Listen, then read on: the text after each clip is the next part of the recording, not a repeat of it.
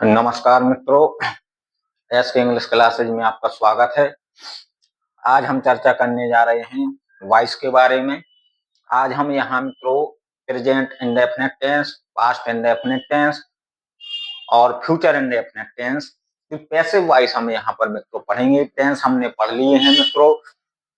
तो जो active voice होती है मित्रों, वो किसी ना किसी टेंस के वाक्य पर ही आधारित होती है और हम यहाँ पैसिव वॉइस को जो है किस तरीके से बनाते हैं देखते हैं। सबसे पहले हम यहाँ पर प्रेजेंट इंडेफिनिट टेंस की पैसिव वॉइस को हम कैसे बनाते हैं, तो यहाँ मित्रों सबसे पहले हमें देख लेना है डायरेक्टली सीधा example. He reads the book, he reads the book. तो मित्रों हम देख रहे हैं यहाँ पर ये जो हमारा वाक्य लिखा हुआ है, ये प्रेजेंट इंडेफिनिट टेंस का वाक्य लिखा हुआ है।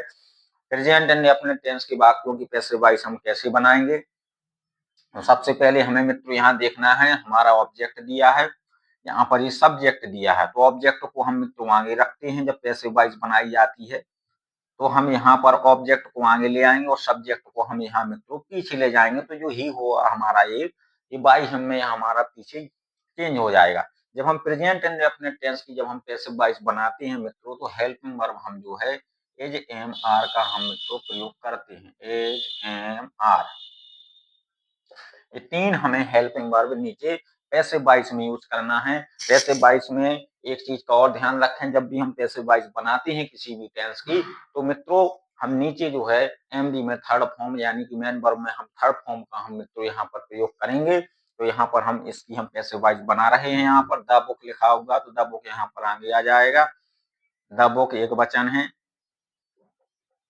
तो यहाँ पर इज लगाएंगे। लीड की थर्ड फॉर्म में तो लीड ही होती है, यानी कि फर्स्ट फॉर्म भी लीड होती है और सेकंड फॉर्म और थर्ड फॉर्म। प्रोनाउंसिएशन में जरूर अंतर होता है। रीड रेड रेड पढ़ते हैं तो यहाँ स्पेलिंग सेम है, तो यहाँ पर रेड आ जाएगा। इसके बाद यहाँ पर ही को हम पीछे ले जाएंगे तो ये मित्रों चेंज हो जाएगा जाकर के बाई हिम में।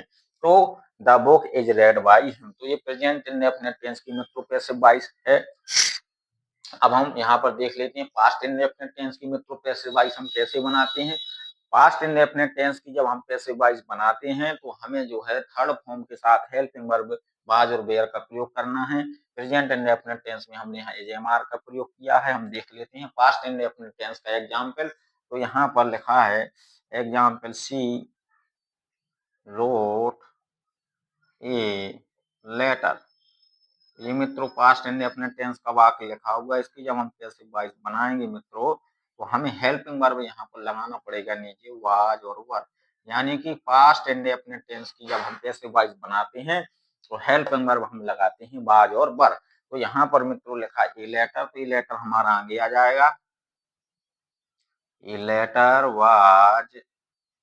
अब यहाँ पर मित्रों हमें थर्ड फॉर्म लगाना है। यहाँ सेकंड फॉर्म लिखी हुई है, सेकंड फॉर्म से ही हम यहाँ पहचान सकते हैं कि वाक्य हमारा पास्ट इंडेफिनिट टेंस का है। नीचे हमें यहाँ पर मित्रों थर्ड फॉर्म का यूज करना पड़ेगा तो आ जाएगा रिटन। रिटन, तो ए लेटर वाज रिटन, यहाँ पर जो सी है वो पीछे चला जाएगा तो चेंज हो जाएगा मित्रों बाई हर में। तो यहाँ पर मित्रों हमने हेल्पिंग वर्ब वाज लगाई है। तो यहाँ हम एक बार ध्यान दे लेते हैं। यहाँ पर जब हम मित्रों प्रेजेंट इंडेफिनिट टेंस की जब हम पैसिव वॉइस बनाएंगे तो हेल्पिंग वर्ब लगाएंगे इज एम आर और नीचे थर्ड फॉर्म लगेगी। पैसिव वॉइस में हमेशा ही थर्ड फॉर्म आती है।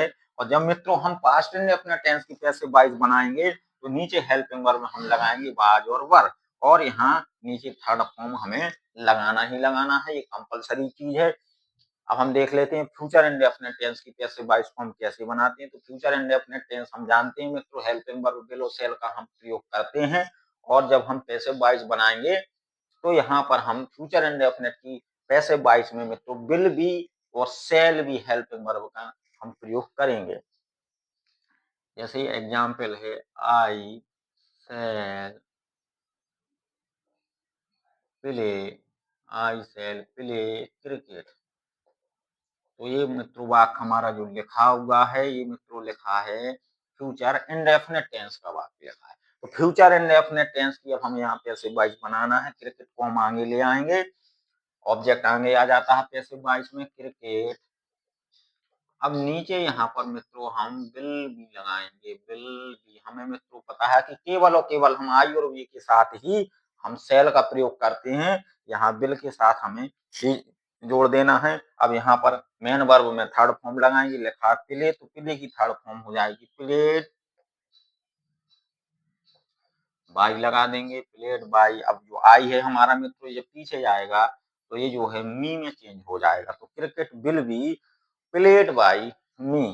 तो हमने देखा मित्रों यहाँ पर प्रेजेंट इंडेफिनिट टेंस की जब हम पैसिव वॉइस बनाते हैं तो नीचे एज एम आर लगाते हैं हेल्पिंग वर्ब के रूप में। यहाँ हमने मित्रों एज लगाया है, साथ में थर्ड फॉर्म लगाई जाती है। यहाँ पर रीड की तो तीनों एक जैसी ही होती हैं, रीड रेड रेड, लेकिन स्पेलिंग सेम होती है। सी रोट ए लेटर, ये हमारा पास्ट इंडेफिनिट टेंस का मित्रों वाक्य लिखा हुआ है। तो सी रोट ए लेटर, यहाँ पर हमने देखा a letter was written by her, यहाँ पर मित्रों हमने हेल्पिंग वर्ब वाज लगाई हुई है। नीचे एग्जाम्पल लिखा है फ्यूचर इंडेफिनिट टेंस का। तो फ्यूचर इंडेफिनिट टेंस के वाक्यों में जब हम पैसिव वॉइस बनाते हैं तो नीचे हेल्पिंग वर्ब हम विल बी और शैल बी का प्रयोग करते हैं। केवल और केवल आई और बी के साथ हम मित्रों शैल लगाते हैं। यहाँ पर हमने बी जोड़ दिया। अब ये जो तीनों मैंने यहाँ पर आपको सेंटेंस बताए हैं तो ये अफर्मेटिव सेंटेंस हैं। तो कहने का मतलब प्रेजेंट का अफर्मेटिव, पास्ट का अफर्मेटिव, फ्यूचर का अफर्मेटिव, नेगेटिव आ जाता है तो हेल्पिंग वर्ब के बाद हम नॉट लगा देते हैं। जैसे हम कोई एग्जाम्पल ले लेते हैं नेगेटिव का, किसी भी टेंस का इन तीनों में से। जैसे मान लीजिए प्रेजेंट इंडेफिनिट टेंस का हम नेगेटिव का एग्जाम्पल देखते हैं तो प्रेजेंट इंडेफिनिट टेंस में मित्रों डू या डज हेल्पिंग वर्ब हम लगाते हैं, हमें पता है। और पैसिव वॉइस में हेल्पिंग वर्ब हमारी एज एम आर आना ही आना है। तो देख लेते हैं example, he does not play football. तो ये हमारा मित्रों एग्जाम्पल लिखा है प्रेजेंट इंडेफिनिट टेंस का। हेल्पिंग वर्ब हमारी यहाँ पर डू डज है, जिससे हम पहचान सकते हैं कि ये बात हमारा प्रेजेंट इंडेफिनिट टेंस का है। अफर्मेटिव में एस या यस लगती है, वो भी जब सब्जेक्ट हमारा एक वचन का होगा, बहुवचन का सब्जेक्ट होगा तो वो भी नहीं लगना है। और यहाँ पर डज लगा होगा तो डज से हमने पहचान लिया कि वाक्य हमारा प्रेजेंट इंडेफिनिट टेंस का है। प्रेजेंट इंडेफिनिट टेंस का वाक्य जब हम बनाते हैं पैसिव वॉइस में तो नीचे हम एज एम आर का प्रयोग करते हैं। फुटबॉल को हम आगे ले आएंगे तो फुटबॉल एज आ जाएगा फुटबॉल के साथ में, फुटबॉल एज। अब यहाँ हेल्पिंग वर्ब के बाद नॉट लगाना है तो नॉट लगा देंगे, प्लेड थर्ड फॉर्म आ जाएगी, इसके बाद बाई लगा देंगे, ही है हमारा पीछे जाएगा तो ये हमारा हिम में जाकर के चेंज हो जाएगा। तो football is not played by him. Past indefinite tense का हम नेगेटिव देखेंगे यहाँ पर, तो पास्ट इंडेफिनिट टेंस में हेल्पिंग वर्ब आती है डेड। केवल और केवल डेड, एक वचन हो या बहुवचन का कर्ता हो, सभी के साथ मित्रों हम डेड का ही प्रयोग करते हैं। तो यहाँ पर मित्रों हमें एग्जाम्पल देख लेना है, I did not fly the kite. तो मित्रों ये पास्ट इंडेफिनिट टेंस का वाक्य लिखा हुआ है, हम देख सकते हैं यहाँ पर हेल्पिंग वर्ब डिड लगी है। तो इस हेल्पिंग वर्ब से ही हम मित्रों टेंस को पहचान सकते हैं कि टेंस हमारा पास्ट इंडेफिनिट टेंस का है। काइट को हम आगे ले आएंगे, जब हम पैसिव वॉइस बनाते हैं तो ऑब्जेक्ट आगे आ जाता है। तो द काइट, नीचे वाज लग जाएगा, वाज नॉट, फ्लाई की थर्ड फॉर्म आ जाएगी मित्रों फ्लॉन बाई। आई को जब मित्रों हम पीछे ले जाएंगे तो ये हमारा मी में चेंज हो जाएगा। तो the kite was not flown by me, तो हमें यहाँ पर थर्ड फॉर्म लगाना है। हेल्पिंग वर्ब हमारी वाज नीचे लगना ही लगना है। फ्यूचर इंडेफिनिट टेंस है तो यहाँ पर नियम नेगेटिव की अगर चर्चा कर लें तो नेगेटिव की चर्चा हो जाएगी फ्यूचर की, I shall not buy a car. I shall not buy a car, ये फ्यूचर इंडेफिनिट टेंस की मित्रों एक्टिव वॉइस से पैसिव वॉइस जब बनाएंगे हम इसकी तो ए कार को मित्रों हम आगे ले आएंगे, ए कार विल आ जाएगा। विल के बाद मित्रों हम यहाँ नोट लगाएंगे, इसके बाद हमें मित्रों यहाँ पर बी लगाना है। नोट को हम यहाँ बीच में रखेंगे, ए कार विल नॉट बी। इसके बाद यहाँ पर मित्रों थर्ड फॉर्म आ जाएगी बाई की। पैसिव वॉइस में तो थर्ड फॉर्म हमें लगाना ही लगाना है, बॉट बाई। इसके बाद जो है आई जो पीछे जाएगा जब ये तो बदल जाएगा मी में। A car will not be bought by मी।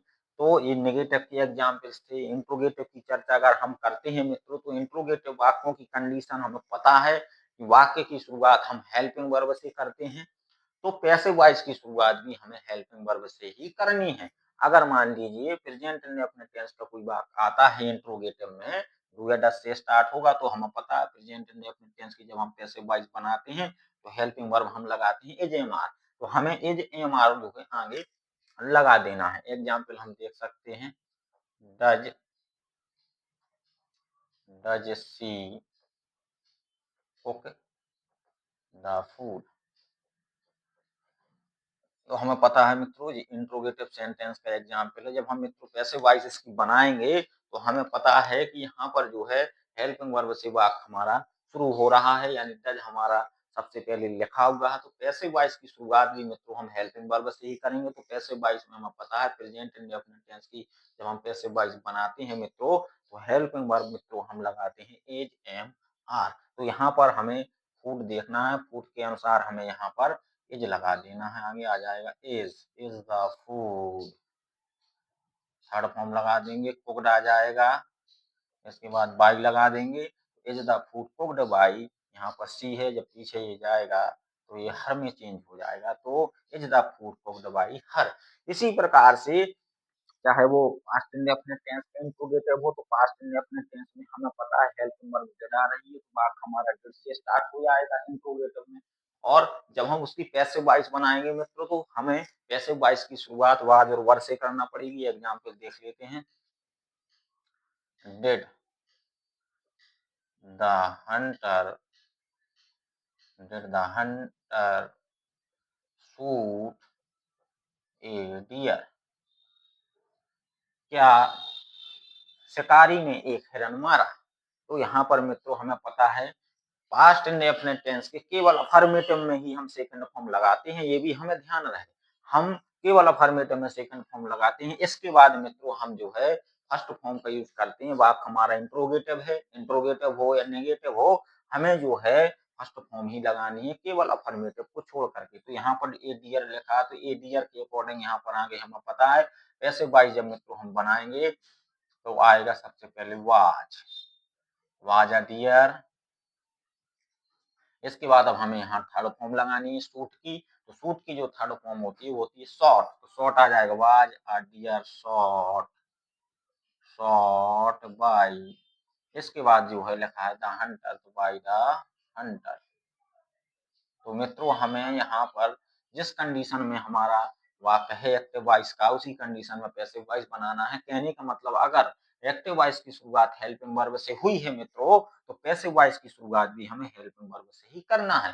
किस टेंस की पैसिव वॉइस जब हम बनाते हैं किसी भी टेंस की पैसिव वॉइस, तो उस टेंस की पैसिव वॉइस में नीचे हेल्पिंग वर्ब क्या लगना है, ये मेनली हमें याद रखना है। जैसे प्रेजेंट इंडेफिनिट टेंस की हम पैसिव वॉइस बनाते हैं तो हेल्पिंग वर्ब एजेएमआर लगाते हैं, और जब हम पास्ट इंडेफिनिट टेंस की हेल्प पैसिव वॉइस बनाते हैं तो हेल्पिंग वर्ब हम वाज वर्ब लगाते हैं। जब हम फ्यूचर इंडेफिनिट टेंस की पैसिव वॉइस बनाते हैं तो विल बी और शैल बी का हम मित्रों प्रयोग करते हैं। तो ये मैंने आपको यहाँ पर पास्ट इंडेफिनिट टेंस का इंट्रोगेटिव बताया। फ्यूचर इंडेफिनिट का अगर वाक्य आता है कोई इंट्रोगेटिव में मित्रों, तो वहां पर बिल सेल आगे लगा मिलेगा, और हम जब नीचे उसका एग्जाम्पल बनाएंगे पैसिव वॉइस में, तो इंट्रोगेटिव में बिल और सेल को आगे रखेंगे, सब्जेक्ट के बाद हम यहाँ बी का प्रयोग करेंगे। तो यहाँ हम जो है एग्जाम्पल को देख लेते हैं। लिखा हुआ है यहाँ एग्जाम्पल में, बता ही दे रहा हूँ आपको, he will he play cricket will he play cricket. तो हम इसकी जब पैसिव वॉइस मित्रों बनाएंगे तो यहाँ पर will cricket be played by he का हो जाएगा हिम। लास्ट में हम मित्रों यहाँ क्वेश्चन मार्क लगा देंगे। तो हम यहाँ मित्रों देख रहे हैं बिल को हमने आगे रखा, क्रिकेट के बाद हमने यहाँ बी लगाया है। तो कहने का मतलब कि बी है वो हमारा सब्जेक्ट के बाद आएगा। आज की वीडियो में मित्रों इतना ही पर्याप्त है। आज